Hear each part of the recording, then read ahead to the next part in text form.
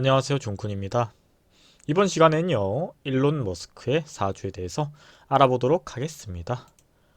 네, 일론 머스크란 누군지 대부분 아실 거예요. 그래도 간단하게 설명하고 진행하도록 하겠습니다.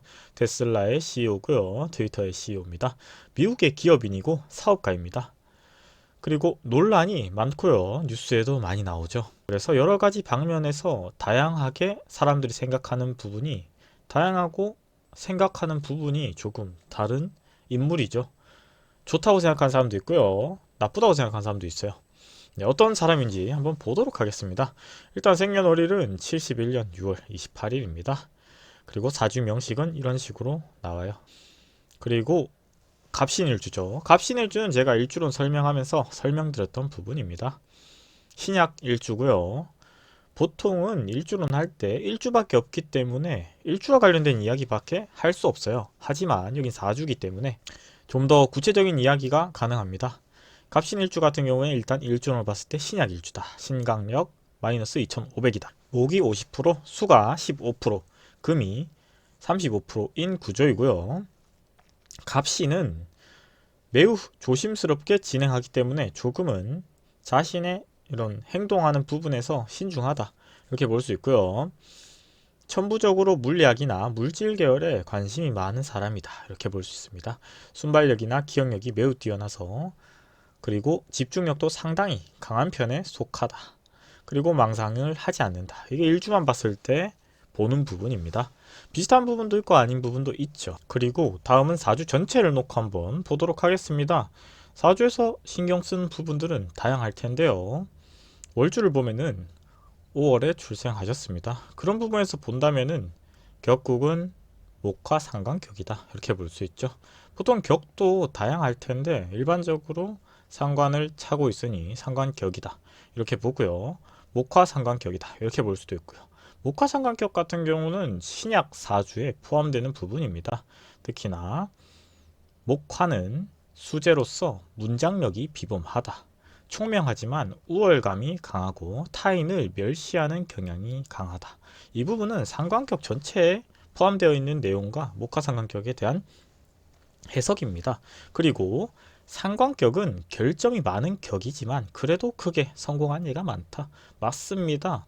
상관격은요, 일단은 상관 자체가 우월하고요, 자기 자신에 대한 것들이 너무 높아요. 그렇기 때문에 이기적이다는 말도 많이 듣고요, 크게 논란을 일으키기도 합니다. 하지만 반대로 현재 상황을 만족 못하기 때문에 새로운 창조적인 부분에서 도전할 수도 있고요, 새로운 변화를 추구하는 부분도 있어요. 남들과 똑같이 가지 않기 때문에 논외로 여러가지 창조적인 부분에서 현세에 존재하지 않는 것들을 만들어내는, 혹은 새로운 방법, 새로운 무언가를 만들어내는 것 또한 상관격의 재능이다, 이렇게 볼 수 있죠. 이 사주에서 용신, 다시 말해서 필요한 신을 본다면은, 필요한 오행을 본다면은 행운을 보는데 유리하겠죠. 일단 신약 일주입니다. 갑신 일주이기 때문에. 그리고 신약 사주이기도 해요. 그런 부분에서 본다면은 억불은 강하고 약하고를 논한다면은 당연히 약한 사주입니다. 그렇기 때문에 수 기운이나 목 기운이 필요하나, 조우론, 음양, 다시 말해서 습하고 건조하고를 논한다면은, 조후를 논한다면은 양이냐 음이냐 둘 중에 하나라고 판단할 수 있겠죠. 당연하게도 5월에 출생했고요. 양기가 강하니 수기운이 더욱 간절해 되는 사주이다, 이렇게 볼 수 있죠. 격국조차 수를 필요로 하니 시간에 없어도 수가 용신이 되는 사주입니다. 이렇기 때문에 이 사주는 시간을 제가 굳이 표기를 안 했어요. 시간에 대해서도 논쟁이 많은데, 시간이 필요한 사주가 있고요, 시간이 없어도 되는 사주가 있는데, 이 사주는 시간이 없어도 충분하다. 다음은 행운입니다. 결론적으로 필요한 오행은 수다. 그리고 그 다음으로 필요한 오행은 목이 될 것인데요. 이 시기가 어떻게 작용하는지 일단 오행으로만 판단해 보도록 하겠습니다.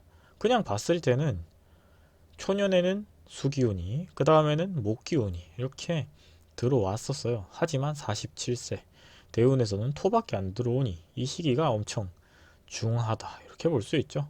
말년에 다시 수기운이 들어오긴 하는데 큰 의미는 적다고 봅니다.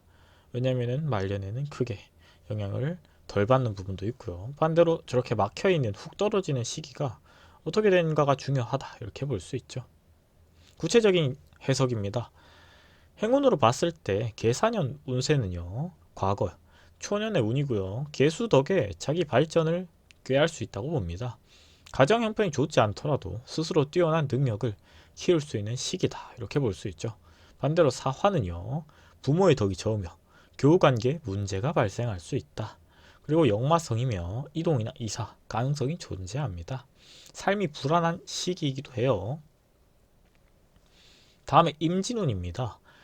임수는요, 마찬가지로 필요한 오행이기도 합니다. 그렇기 때문에 윗사람의 도움을 받고요, 자신의 능력을 발전시키는 시기이며 임기응변에 능한 부분이다. 창조적인 부분을 만들어낼 수도 있다고 봅니다. 이 시기에. 그리고 토는요, 즉흥적이며 여자 문제나 금전 관리가 필요한 시기입니다.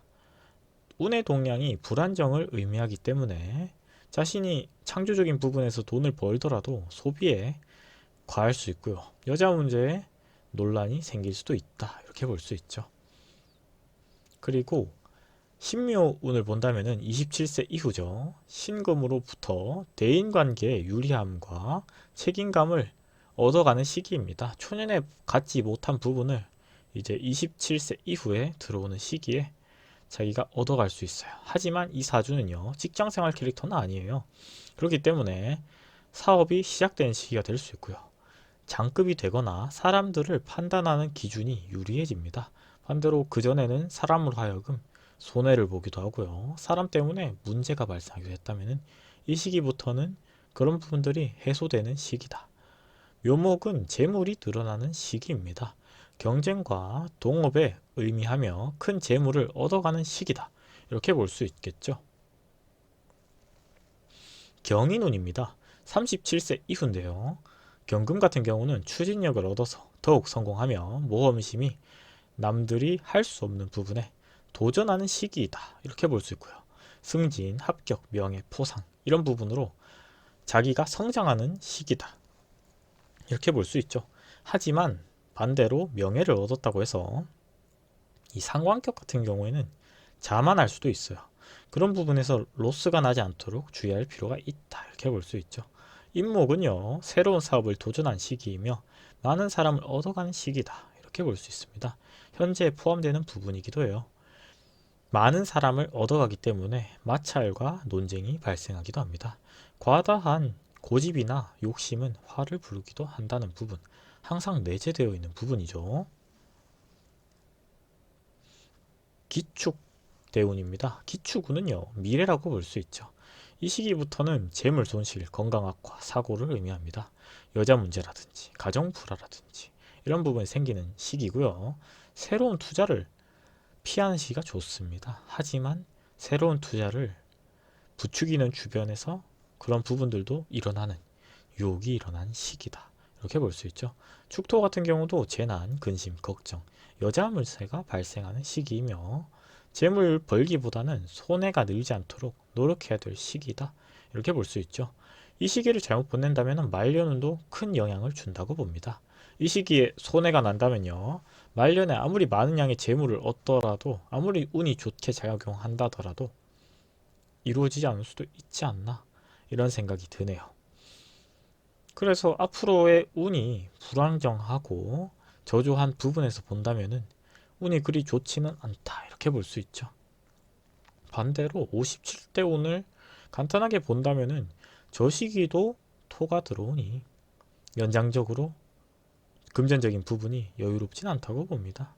안정세를 가지는 것도 자신의 역할이긴 한데 상관격이 격 자체도 불안정한 것 또한 사실이죠.